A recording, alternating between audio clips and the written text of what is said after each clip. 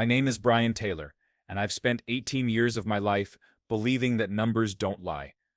I'm 38 now, sitting in my small apartment on North Clark Street in Chicago, watching the snow fall against my window, while the L train rumbles past every few minutes. The sound used to comfort me, that predictable rhythm of urban life.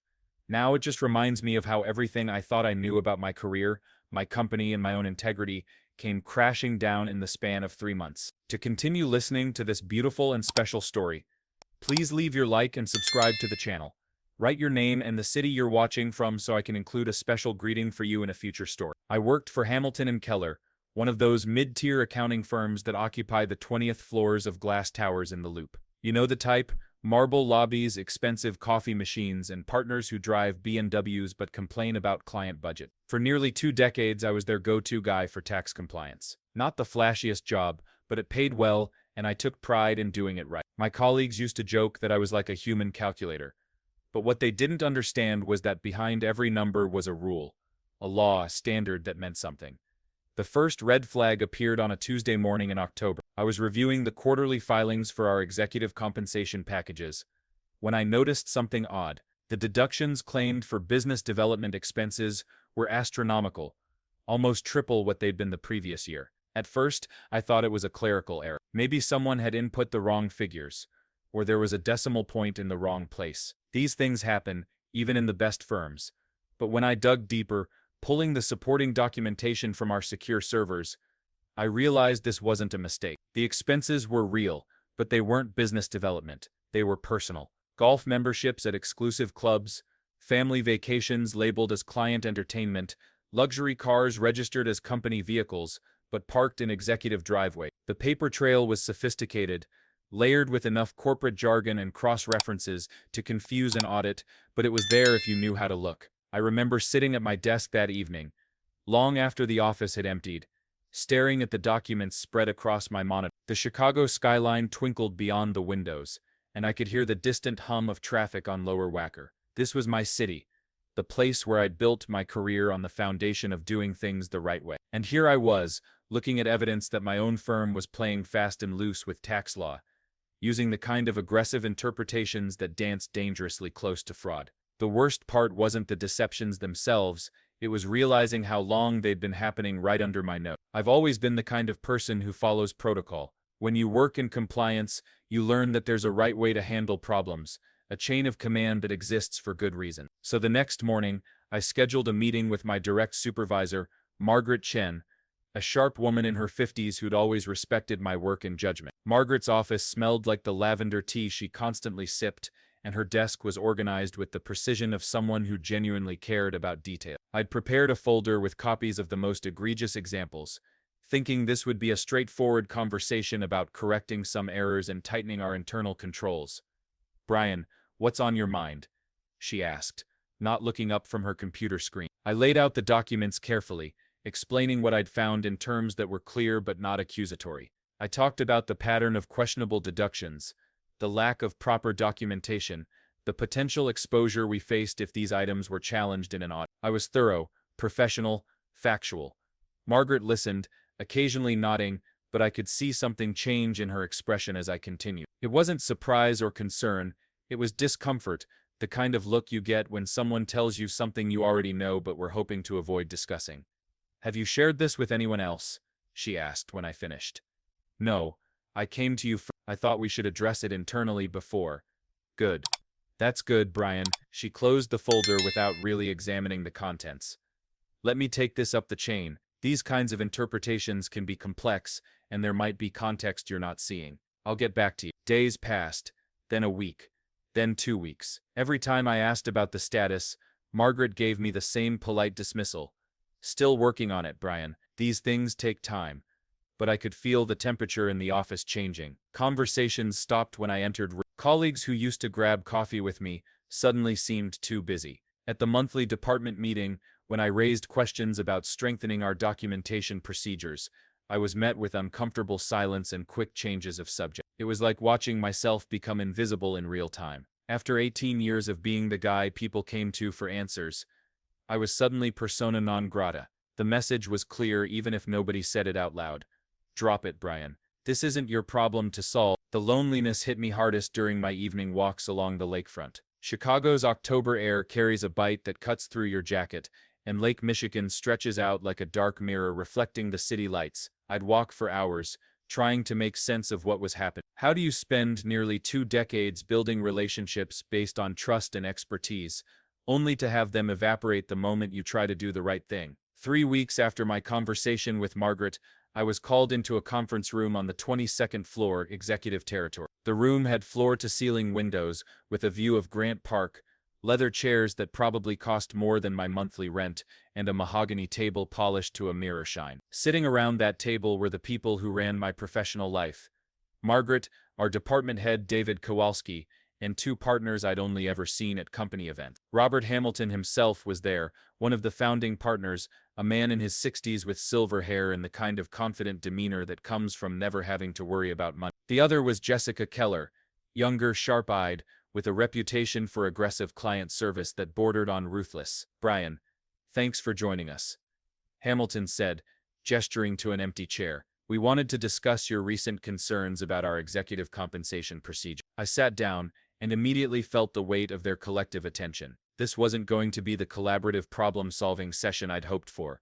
Hamilton continued, "We appreciate your diligence, we really do, but we want to make sure you understand that tax strategy is a complex field, and what might look irregular to someone focused solely on compliance can actually be perfectly legitimate when viewed through the lens of advanced planning." David leaned forward. "Brian, you're excellent at what you do, dotting I's, crossing T's, making sure we follow procedures. But tax optimization for high-net-worth individuals requires a more sophisticated approach. These aren't errors you've found. They're strategies developed in consultation with our most experienced partners and outside counsel." I felt my throat tighten. "I understand tax strategy, David.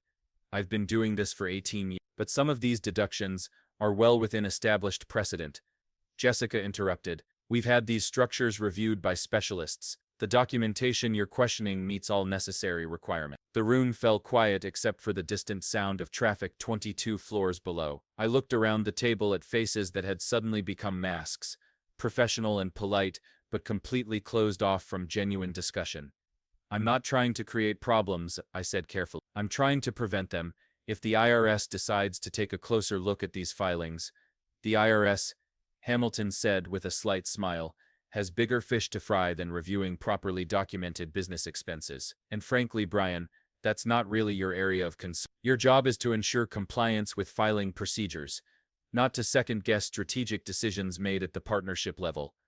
That's when I understood. This wasn't about tax law or proper documentation, or protecting the firm from audit risk.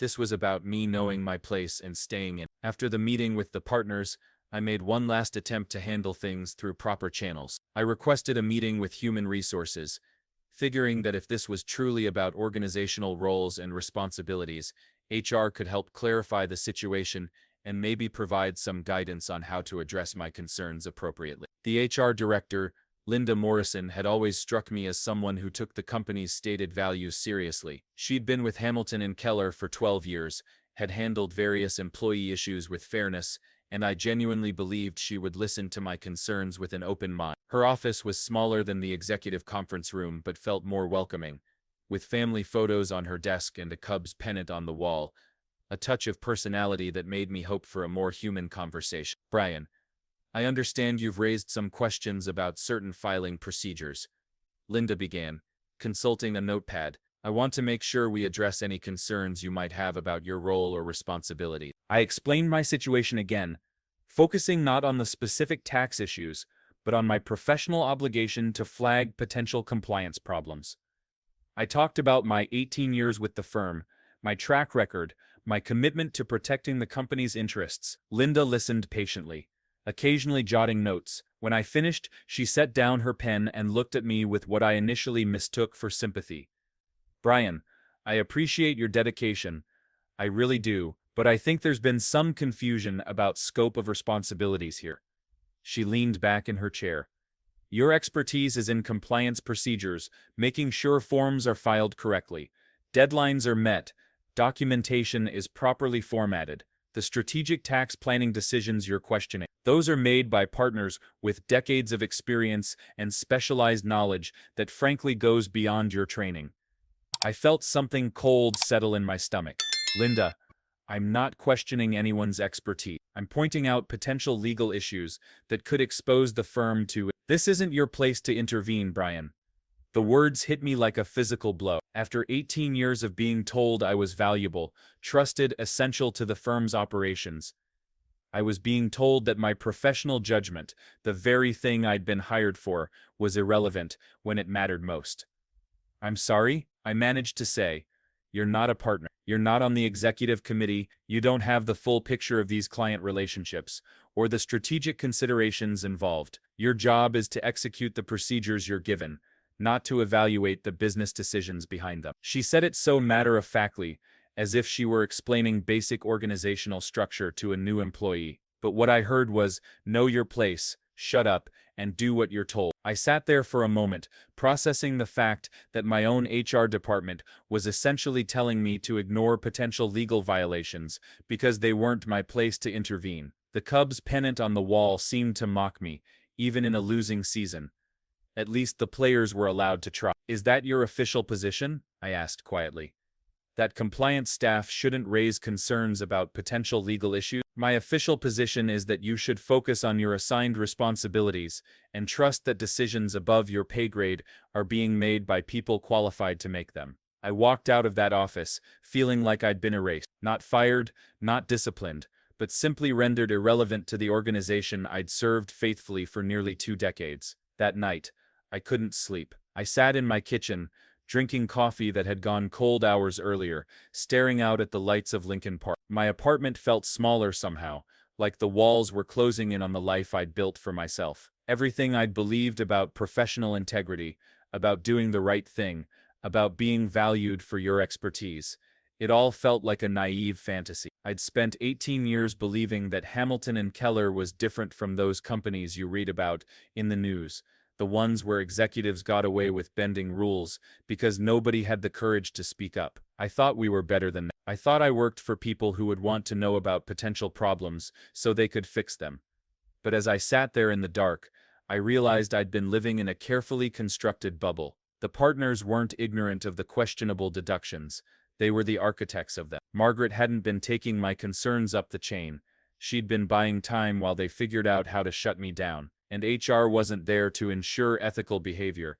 They were there to protect the organization from inconvenient questions. I thought about my father, who'd worked for the same manufacturing company for 35 years, always talking about the importance of doing your job with integrity, even when nobody was watching. He died 5 years earlier, but I could still hear his voice. Brian, your reputation is the only thing nobody can take away from you, unless you give it to them. But what happens when keeping your reputation means losing your job? What happens when doing the right thing makes you the problem? I opened my laptop and started doing something I'd never done in 18 years of employment. I began documenting everything. Not just the questionable tax deductions, but the meetings, the conversations, the deliberate efforts to shut down legitimate compliance concerns. If they wanted to treat me like I didn't matter, fine. But I wasn't going to pretend that what I'd discovered didn't matter either. The Chicago Tribune was running a series about corporate tax avoidance, and the IRS had recently announced increased enforcement efforts, targeting aggressive deduction strategies. I'd been following these developments professionally, but now I was reading them with a different perspective. This wasn't abstract policy anymore. This was my reality. I pulled out the files I'd copied before my meeting with the partners, spread them across my kitchen table, and began to see them not as internal company documents, but as evidence of a systematic pattern of pushing legal boundaries, of treating tax law as a suggestion rather than a requirement, of prioritizing executive benefits over regulatory compliance. The most damning documents were the internal emails between partners discussing how to maximize deduction opportunities and minimize audit visibility. Reading them now, with fresh eyes, I could see the careful language designed to create plausible deniability, while encouraging exactly the kind of aggressive interpretation that could trigger serious IRS scrutiny. By sunrise, I had a different understanding of my situation. I wasn't an employee trying to fix internal problems anymore. I was a witness to potential tax fraud, and my own company had made it clear that they had no interest in my testimony. The next few weeks at work were surreal. I continued with my regular responsibilities, reviewing quarterly filings, updating compliance procedures, attending department meetings, but it felt like I was playing a role in a production where everyone else knew the script except me. Colleagues who used to seek my advice now treated me with polite distance. Projects that should have involved my input were mysteriously handled by other departments. But they made a crucial mistake. They didn't revoke my access to the company's document management system. I still had the same security clearances, the same login credentials, the same ability to pull historical files that I'd had for 18 years. Maybe they thought I'd gotten the message and would simply fade into compliance-focused obscurity. Maybe they underestimated how methodical someone becomes after 2 decades of working with financial records. I began what I privately called my evening research. After the office emptied, I would systematically review files related to executive compensation, partnership distributions, and business expense deductions going back 3 years. I wasn't looking for smoking guns. I was building a comprehensive picture of how the firm had gradually shifted from conservative tax positions to increasingly aggressive strategies. The pattern was clear once you knew how to look for it. It had started small, pushing the boundaries on legitimate business expenses, claiming deductions that were technically allowable but ethically questionable. But as those positions went unchallenged, the strategies became bolder. Personal expenses were reclassified as business costs. Family members were added to payroll for minimal work. Vacation properties became client entertainment facilities. Each escalation was carefully documented in internal memos that used euphemistic language, but left no doubt about the true intent. Optimizing tax efficiency meant claiming personal deductions. Maximizing shareholder value meant minimizing taxes through questionable methods. Aggressive but defensible positions meant strategies that might survive an audit if you had expensive enough lawyers. I created my own files at home. Meticulous records of every questionable transaction, every supporting document, every internal communication that revealed the deliberate nature of these strategies. I organized them chronologically, by type of violation, and by the executive involved. If someone wanted to understand what Hamilton and Keller had been doing, my documentation would tell the complete story. The most disturbing discovery came in late November, buried in a partner meeting transcript from 6 months earlier. They hadn't just known about the audit risks, they'd calculated them. There was an explicit discussion about the acceptable probability of IRS scrutiny versus the financial benefits of maintaining their current practice. They'd treated potential legal consequences as a business expense, factored into their profit margins. That's when I realized this wasn't about gray areas or aggressive interpretation anymore. This was about people who had deliberately chosen to break tax law because they believed the benefits outweighed the risks of getting caught. I made copies of everything: physical copies, digital copies, copies stored in different locations. I wasn't sure what I was going to do with them, but I knew that if this story ever needed to be told, the evidence would be preserved. The decision came to me on a Tuesday morning in December. I was walking to work through Grant Park, the wind cutting across the frozen lake and stinging my face, when I saw a news alert on my phone. IRS announces major investigation into corporate tax avoidance scheme. The article described exactly the kind of strategies I'd been documenting at Hamilton and Keller. I stood there in the cold, reading about how the IRS was specifically targeting firms that helped executives disguise personal expenses as business deductions, and I realized that my company was probably already on their radar. The only question was whether they had enough information to build a case. When I got to the office, there was an email in my inbox from David Kowalski asking me to prepare a presentation on compliance best practices for the upcoming partner retreat. The irony was almost laughable. They wanted me to talk about following rules while they were systematically breaking them. But it gave me an idea. I spent the morning crafting an email that would accomplish 2 goals: document my concerns one final time through official channels, and create an undeniable record of the firm's response to those concerns. The email was addressed to David, with copies to Margaret, Linda, from HR, and both partners who had attended that memorable conference room meeting. The subject line was straightforward: required disclosure, potential compliance issues requiring partnership review. In the body of the email, I laid out my findings in precise professional language. I referenced specific transactions, cited relevant tax regulations, and outlined the potential consequences of the strategies I'd discovered. I made it clear that I was raising these concerns not to create problems but to protect the firm from serious legal and financial exposure. And then, almost as an afterthought, I added one additional recipient to the CC line. Tips. It was such a small action, adding one more email address to a message I was already sending.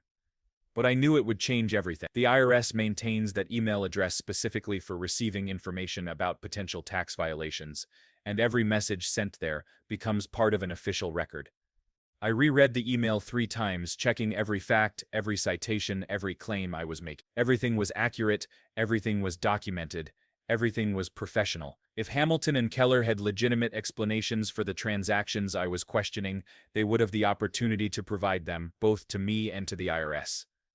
I moved my cursor to the send button and paused. This was the moment of no return. Once I sent this email, there would be no pretending that the problems didn't exist, no burying the issues in committee reviews, no dismissing my concerns as overreach. At 2:47 p.m. on December 15th, I clicked send. Within minutes, my phone started ringing. The first call came from Margaret, her usually calm voice tight with barely controlled alarm. "Brian, we need to talk. Now, can you come to my office?" I walked down the hallway with a strange sense of calm. For weeks I'd felt like I was carrying an enormous weight, trying to balance my professional obligations with my personal integrity. Now that weight was gone, transferred to the people who had created the problem in the first place. Margaret's office felt different somehow, smaller, more cramped. She was standing behind her desk, no longer the composed supervisor I'd known for years. "What the hell were you thinking?" she said the moment I closed the door. "I was thinking that after being told this wasn't my place to intervene, I should make sure it was in the hands of people whose place it actually is." Her face went pale. "Do you have any idea what you've done?" "I've done exactly what I told you I needed to do 6 weeks ago. I've ensured that potential compliance violations are being reviewed by the appropriate authorities." My phone buzzed with a text from David. "Emergency partner meeting, conference room A. Now." The next hour was like watching a carefully constructed facade crumble in real time. The same conference room where I'd been told to know my place was now filled with panicked voices, frantic phone calls to attorneys, and the kind of desperate strategizing that happens when people realize their carefully hidden secrets are about to become public knowledge. Hamilton himself looked like he'd aged 5 years in 5 hours. "Brian, we need to discuss how to handle this situation. Obviously, there's been some miscommunication about the nature of these transactions." "There's been no miscommunication," I interrupted. "I raised concerns about potential violations. I was told it wasn't my place to intervene, so I forwarded those concerns to people whose place it is." Jessica Keller was furiously typing on her laptop, probably drafting emails to their external legal team. "This is going to trigger an audit. Do you understand that? An IRS audit affects everyone in this firm, not just the partners."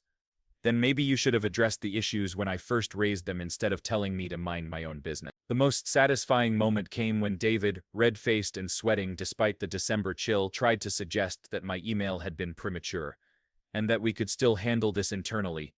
"Handle what internally?" I asked. "You told me there were no problems to handle. You said these were legitimate strategies developed by experts, so what exactly are you worried about?" The silence that followed was deafening. I left the meeting with a clear understanding of my new status at Hamilton and Keller. I wasn't just irrelevant anymore. I was dangerous. But for the first time in months, I felt like myself again. I'd spent my entire career believing that doing the right thing and doing your job were the same thing. It had taken 18 years to learn that sometimes they're opposites, but at least now I knew which one mattered more. The IRS moves faster than most people think when they receive credible information about potential tax fraud, especially when that information comes with supporting documentation and involves substantial dollar amounts. Within 2 weeks of my email, Hamilton and Keller received an official notice of examination, the formal beginning of an audit process that would eventually expose the full scope of the firm's questionable practices. The office atmosphere became toxic almost overnight. Conversations stopped when I entered rooms, not because people were embarrassed but because they were angry. I'd become the pariah who'd brought federal scrutiny down on everyone's heads, never mind that I'd tried to address the problems internally first. But the most interesting development was how quickly the firm's story began to change. Suddenly, the perfectly legitimate strategies that I'd been told not to question became areas for clarification that they were happy to discuss with auditors. The aggressive deduction strategies that had been developed by experts were now being described as inadvertent overreach, that they were eager to correct. Linda from HR called me in for what she termed a career development conversation. The same woman who told me that compliance issues weren't my place to intervene was now asking whether I felt comfortable in my current role and whether I might be happier in a different environment. "Are you firing me?" I asked directly. "Of course not. We're just exploring options that might be mutually beneficial." They offered me a generous severance package, 6 months' salary, extended health benefits, a positive reference letter, and most importantly a confidentiality agreement that would prevent me from discussing Hamilton and Keller's business practices with anyone, including federal investigators. I took the package, but not for the reasons they hoped. With 18 years of experience and a clean professional record, I had no trouble finding another position. Chicago has plenty of accounting firms that actually want compliance officers who take their jobs seriously. But more importantly, leaving Hamilton and Keller freed me from any claims of conflicted loyalty when the IRS investigators eventually asked for my cooperation. The audit took 8 months. During that time, I watched from the outside as the firm's reputation slowly disintegrated. News of the investigation leaked, as these things always do. Clients began asking uncomfortable questions. Junior staff started updating their resumes. The partners who had dismissed my concerns as overreach were now spending their days in conference rooms with federal agents and defense attorneys. The final settlement was reported in the Chicago Tribune's business section. Hamilton and Keller agreed to pay $3.2 million in back taxes, penalties, and interest, admitted to inadequate oversight of executive compensation deduction, and agreed to 3 years of enhanced compliance monitoring by the IRS. Robert Hamilton announced his retirement 2 weeks after the settlement was finalized. Jessica Keller left to start her own practice, though her client list was considerably shorter than it had been. The firm restructured, brought in new leadership, and implemented the kind of rigorous compliance procedures I'd been recommending for years. David Kowalski kept his job but was demoted to a senior manager role. Margaret Chen became the new department head and ironically hired 2 additional compliance specialists to ensure that potential issues are identified and addressed proactively. I'm sitting in my new office now on the 15th floor of a building in River North, watching the same Chicago skyline that I've looked at for nearly 2 decades of my career. But everything feels different now, clearer, more honest, more aligned with the values my father taught me about integrity and doing the right thing even when it's difficult. My new firm, Morrison & Associates, hired me specifically because of my experience with compliance issues and my reputation for thoroughness. During the interview process, the senior partner Janet Morrison asked me directly about what had happened at Hamilton and Keller. I reported potential tax violations through internal channels and was told it wasn't my responsibility, I explained. So I forwarded the information to people whose responsibility it was. She smiled. That's exactly the kind of judgment we want in our compliance department. It's been 2 years since I sent that email, and I still think about the moment when I decided to add tips@irs.gov to the CC line. It was such a small action, a few keystrokes, but it changed the trajectory of my entire career and probably saved me from becoming complicit in something I knew was wrong. I learned that there's a difference between loyalty to your employer and loyalty to your profession. Your employer can fire you, demote you, or make your life difficult, but your profession, your expertise, your integrity, your commitment to doing things the right way, that belongs to you forever as long as you're willing to defend it. The most surprising outcome has been how many former colleagues have reached out to me over the past 2 years. People who were distant or hostile during the audit process have called to say they understood why I did what I did, even if they couldn't support me publicly at the time. Some have asked for advice about handling their own ethical dilemmas. Others have simply wanted to say thank you for forcing changes that made their jobs easier and more honest. Margaret Chen called me last month to offer me a consulting contract to help design new compliance procedures for Hamilton and Keller. The irony wasn't lost on either of us. They were now willing to pay me as an outside consultant to implement the same recommendations they'd ignored when I was their employee. I turned down the contract, but not out of spite. I'm exactly where I need to be, working for people who value expertise over hierarchy, who see compliance as protection rather than obstruction, who understand that preventing problems is always better than fixing them after they become crises. Sometimes I walk along the lakefront in the evenings, the same route I took during those difficult months when I felt invisible and irrelevant. But now, those walks feel different.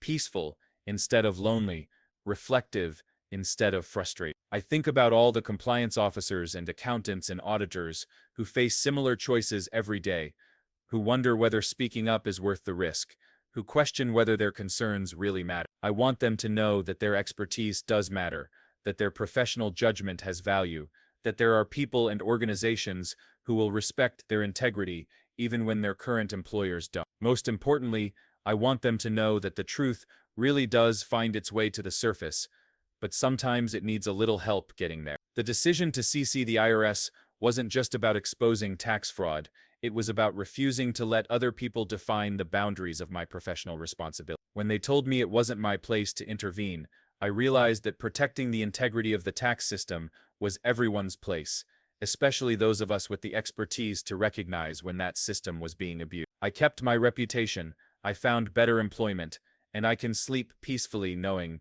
that I did the right thing even when it was difficult. Most importantly, I learned that sometimes the most powerful thing you can do is simply ensure that the right people have the right information at the right time. One email, one moment of courage, one decision that set me free.